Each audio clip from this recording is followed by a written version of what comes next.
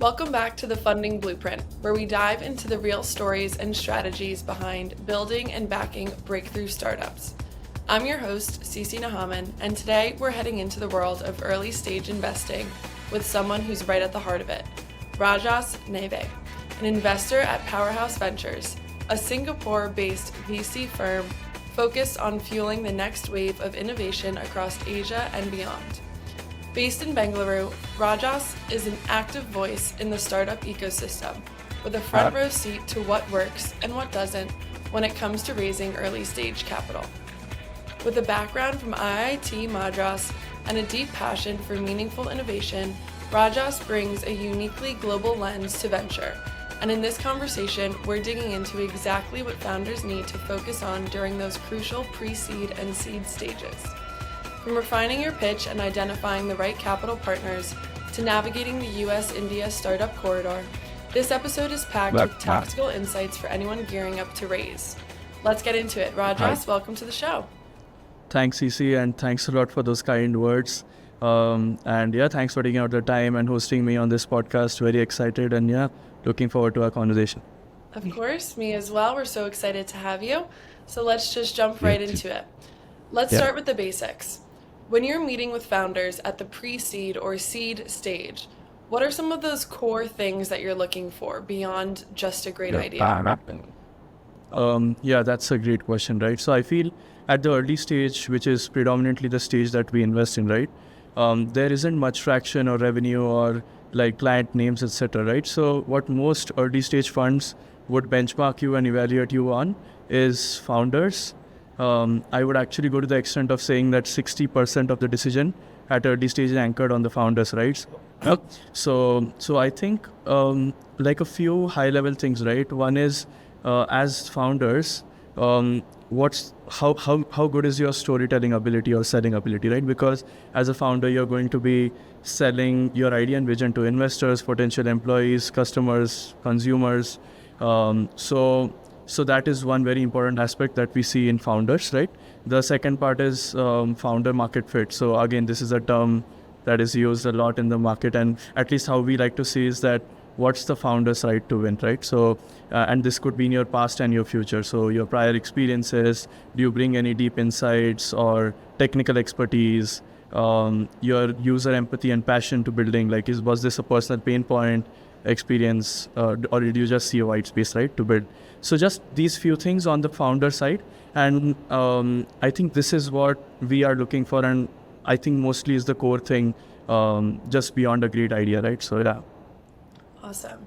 If you don't mind, could you share maybe a specific example of a founder or a team that has impressed you early on and what made them stand out in the room even before they had traction?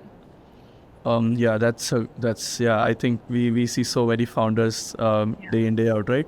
So I feel one of the things that like really impresses me is the execution muscle, right? And this is like agile articulation or agility in building, being very scrappy, being very iterative about your entire building your MVPs or doing interviews with your ICP, and anything that I think has agility in it, because as a founder early on, you will figure out the why to do what not, right? But the clarity and the agility is something that I think is a very basic thing for me, and I really get impressed if that is present. Yeah, that's great. A lot of founders jump into fundraising before they're truly ready. So from your perspective, what foundational work should a startup have in place before going out to raise a pre-seed or seed round? What do successful early stage founders tend to get right before pitching to investors? I think I'll answer that in 2 words, right? Which is clarity and momentum. And to double click on it again, like as I said before, right? Clarity essentially can also be seen in like 4 different buckets, right? So first is what do you want to build? So your problem statement, right? You should be very clear on why this particular problem statement and why are you excited about this, right? So the second bucket is again, why are you excited about this problem statement? Is it your passion? What brings you to this problem statement, right? The third thing is, who do you want to build this for? So your customer profile should be very pinpointed, very accurate, and there should there should be a lot of foundational work that goes into figuring out all of these buckets, right? So, and that clarity helps the investor to also get comfort into what you're building and later to invest as well. And the fourth and last bucket on clarity would be, who do you want to build this with, right? So the partners that you're building with, your co-founders, etc. So I feel like that also brings in a lot of value to the VCs that you're going to pitch to. So that's on clarity. And then the second part of my answer would be momentum, right? So again, as I said earlier, if you have agility in your thought process, if you have done that foundational work into doing interviews, in building MVPs, getting those POCs and early pilots, even before you get into like bigger names and traction, I think that is what a founder at early stage should focus on and double down on before pitching to investors. Yeah. Definitely. Let's kind of flip the coin here a little. What are some early red flags that you've seen when a startup isn't quite ready to fundraise? And how can founders course correct before approaching investors? Yeah, I think early red flags would be if you are not sure about what space you want to tackle, and again, I see there are a lot of companies that at early stage that pivot, right? Either a soft pivot or a hard pivot later. Normally, I've seen that is because obviously they can get market feedback and whatnot later when they're building, but at early stage, it's normally because of lack of clarity on what they want to build. And I feel the vision into why they're building something is also like, if that is not in place, that's a red flag. Because I think that is what is going to drive and simply, right, like because you're going to hire people and they should have that vision which is in you as well. And that would determine their retention, attrition, all of those things. So a great culture comes from the founders. And if you have a lot of like serious clarity on like what do you want to build, I think that is needed. If that is not in place, then I think you should really rethink and course correct before even pitching, before starting, because it's a long-term decision, right? Being a founder is not a short-term, a year or two, right? It's a decade or longer. So I feel having that clarity in place before reaching out to founders, and if that is not in place, complete red flag. I don't think we can move ahead. Yeah, definitely. So are there specific signals or milestones you look for that help you believe in a company's momentum and clarity? Yeah, I feel specific signals that we look for again is from a team perspective would be again qualitative and quantitative. I'll try to keep it slightly more quantitative, but what's your at early stage, how is your retention like? I think that's a great metric to see. And again, this is slightly more qualitative as well as quantitative, where if you have a team of 6 or 10, and if people are leaving within 2 months of them joining, then that's something that's not working out, right? Like either then the signals on traction would be how many early pilots you have, and the entire funnel, right? The sales funnel, how many pilots you have, how many of them are converting, how quickly are they converting, again gives you an insight into how important the problem is that they're trying to solve. Are the customers or clients finding value in what they're trying to solve? How much are they willing to pay for such a product? Because a lot of times founders get trapped in the idea and they keep thinking the idea is great, and there is a lot of like your solution has value, but then how much of that value can you capture, right? That's also something that they should have in mind. Because if you make a great tool that solves a lot of problems, but then somebody's paying you only $1,000 a year, then maybe there's something better that you can build, or in terms of scale, right? So I think just these KPIs I think are helpful to think about, and what at least I would like to see in an early stage company. Yeah. 100%. Right. Kind of shifting a little bit here, you've worked with startups across Asia and you've seen growing interest in cross-border innovation. So for founders in India thinking about accessing capital or scaling into the US market or vice versa, what are the unique challenges or opportunities you see in that US-India startup corridor? Yeah, I think that is in my recent trip to the US also, I feel I met so many investors and they all had the same question, right? Like what a lot of Indian startups are now registered in the US as a Delaware C Corp. They have cost centers in India, revenue centers in the US, right? And that has worked for the last decade, especially in AI and SaaS, because cost centers in India means that your burns are low, and revenue centers in dollars means that like your margins are great, right? So that has been something that is the opportunity and has been very lucrative for Indian founders as a strategy. and which has given rise to this US-India corridor, as we like to look at it, right? I think especially I feel the challenges are, one biggest challenge is GTM, I feel, because the GTM is slightly more complex and understanding American buyer behavior sitting in India is slightly tougher. The sales cycles could be longer. Obviously there's time difference, right? So it's 12 and a half hours of a time gap if you are in PST versus IST.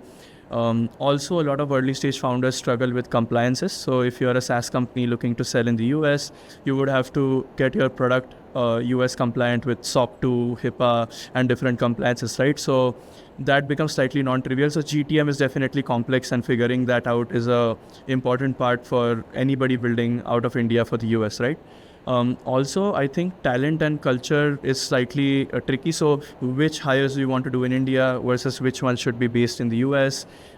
We recommend, I feel, a lot of startups to at least have one or two co-founders based in the US so that it's easier to manage, because if your sales process can be driven from people in India, like to qualify your leads and whatnot, but people who lead those verticals, if they're based in the US, it's slightly easier to build trust and close sales deals. So you can either hire local GTM leaders or people who you feel are like KMPs, right? Like key management personnels in the US, then that would build a lot of trust and bridge that cultural gap. So I think that's on mostly on the GTM. And also I feel from an investor lens, if your product is global, if you're building from India to US or globally, there's a lot of investor skepticism if you're based in India or like US investors, right? If you're based, multiple of either your company is based in India or your KMPs are based in India, right? So they might hesitate if the team or operations are fully offshore. So it's good to have local execution and build that muscle out. At least that's high level what I would recommend to anybody building from India to the US. Yeah. Yeah, absolutely. Shifting a little bit again here, we often hear that the bar for early stage investment is only getting higher. So in a more cautious funding environment, what does that preparation look like now? And how should founders shift their approach to pitching and investor outreach to break through? Yeah, that's a great question. I think a lot of early stage founders kind of struggle with this. With their investor outreach being maybe spread across or there not being a strategy. Especially I feel in a cautious environment, money in the bank is the king, right? So be very cautious about how much money you have in the bank. So the preparation kind of starts internally, where you have to be very cognizant about your net burn, how much money are you burning, right, on a monthly basis, and how much cash you have in the bank. Very critical to manage these two aspects and then figure out how much runway you have. We normally recommend founders to have at least 4 to 6 months of runway to be comfortable before heading into a fundraise. It shouldn't be like you only have 2 months of runway and then you're emailing emailing investors trying to meet them, right? That puts you in a pinch. So just to avoid that, planning when to do investor outreach is very important at early stage. Secondly, when you're at 4 to 6 months of runway, it is two ways to think about it, right? If you have a shorter runway, you either reduce your burn, so you cut down on your expenses, maybe if you are in a tricky environment and it's difficult to raise, or you try to like start your fundraise, get some money in the back, right? So I would say fundraise is a constant process where you're either actively doing it or passively doing it. But the way to manage this would be to be very cognizant about when you want to start that process and keep it like a sprint and not a marathon. Yeah, for sure. Yeah. How should founders adjust their actual pitch materials or data rooms to meet the expectations of today's more skeptical early stage investors as well? I feel being very candid about all of the data that you have, right? And then just presenting everything. I think a lot of founders at early stage try to project very aggressively for the future, or try to show more when there is less, right? Which is, and not in a malicious way, just to project their growth, right? So I think just being very candid with the investors, being very thorough about your entire funnel. I think one thing that I have seen a lot of founders from seed to Series A and the people that make the cut, right, are very, very meticulous about how their funnel looks like and every single deal where it is at. They spend a lot of time in HubSpot and all of their CRMs, right?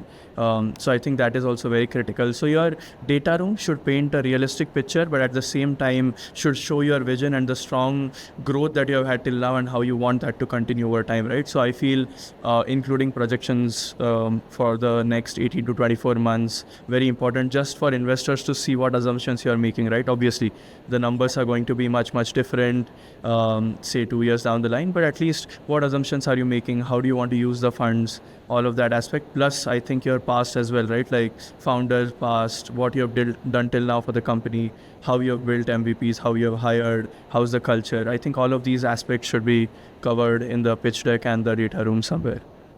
Definitely. Let's zoom out a little bit for a second. What do you think is one common misconception that you see among first-time founders when it comes to raising early capital? And what do you wish that more people understood about how investors make decisions at this early stage? Yeah, I feel a lot of founders, especially at early stage, if they're very passionate about something that they're building, which is great, as I said earlier, right? But Yeah. unfortunately, it's also a pitfall because then they get too married to the idea. So I think that's one misconception that I have seen among founders is that investors anchor a lot on the idea and that should be very unique. They try to keep their company in stealth for too long and like just double down a lot on just the idea, right? Which I feel just my 1 cent would be like, don't get too married to the idea, right? Yeah. Be married to solving problems. And again, as I said earlier, a lot of companies pivot in the early days because they might see something that's a larger outcome or a bigger problem statement or previously that they thought was important, but maybe they, in their interviews, they find out, oh, maybe this is a bigger problem to focus on. So I think the misconception is that investors focus a lot on the idea, and maybe what people understood that would make their life easier, right? Like founders, is investors focus, as I said earlier, focuses a lot on founders. So if you can build out that story, it's same for, I mean, even if you're trying to get admission into a college or if you're doing any exercise, what have you done till now, right? And what have those important decisions been in your life? What brings you to building this startup? Why this particular startup? And how are you and your team, what edge does your team bring to this problem, right? I think all of this storytelling at the earlier stage is very important, and that is something investors like to see more than like just the idea or the traction, right? So I think that is something that founders should really focus on, and take it forward from there. Yeah, for sure. Again, kind of on that flip side, have you found that founders have any certain assumptions about VC expectations or investor expectations that you find yourself regularly needing to correct and kind of put them in a different direction? Yeah. So I feel in the world of AI and obviously with everything going at fast paces, I feel somewhere founders expect that they need to have revenues and big clients before coming to VCs. I'll tell you personally, I have met founders 3 days into starting to build that early, right? If it's just an idea on a napkin, right? And we have called shots on such companies as well. So I feel it's never too early to reach out to an investor. Just make sure that you know why you're reaching out. Sometimes founders reach out, they say, hey man, I just want to talk to you and bounce ideas off. Would you be willing to do that? Of course, we are always here to help founders and just help them with anything, right? So it doesn't need to be always just fundraising or you can just reach out to investors and figure out like where that conversation can go, right? So I feel it's never too early to reach out. That's one thing that I always urge founders, that you can reach out as early as possible to me and happy to have a conversation, right? So that's something I keep correcting them on, that no need for any huge like traction or revenues or EBITDA positivity or whatever they think in their heads is important. Yeah. That's great. Yeah. For the founder who feels like they're constantly fundraising or stuck in that pitch mode, how can they stay focused on actually building their business while also raising capital? What mindset or structure helps strike the right balance between growth and funding? That's a great question and a very tough one. Tons of startups that we see at early stage battle with this, right? So I think if you're stuck in fundraising mode, there is at least one thing that is going wrong, right, somewhere. So after interacting with a lot of founders, I've realized that what matters is how you handle that active fundraising part and the passive fundraise as well. You are always going to be, as I said earlier, always going to be fundraising in some capacity, either indirectly or directly, right? So it should always feel like a sprint. You should plan very properly. Maybe the one suggestion that we give is go in batches, like figure out what the top VCs that you would want to be on your cap table would be, and reach out to that layer first, then figure out what's the feedback like, optimize, reach out to the second layer, third layer, instead of just spraying all the investors together. And then you also get overwhelmed, because if you're a great company, you would hear back from everyone, and then you can't talk to like 100 VCs in like a week or two, right? So just planning that process, being very cognizant about structuring and project managing the entire piece is important. One more interesting insight that a founder gave to me is being very clear about why you're fundraising, and like what I mean by that is exactly how much money you want, which VCs you want to reach out to, who fit the best to you. And again, when a VC is selecting whether to invest in your company or not, you are also deciding who you want to partner with, right? So having your own due diligence into how the VC works when they come on the board, how they are and whatnot, I think that helps. So I feel if you feel you're constantly stuck in pitch mode, take a step back, figure out what has been going wrong, what you need to double down on, take feedback from whoever you have chatted with till now, ask them difficult questions, right? Ask the VCs hard questions, that why did you pass on me? What was one thing that you would have liked to see? What can I change?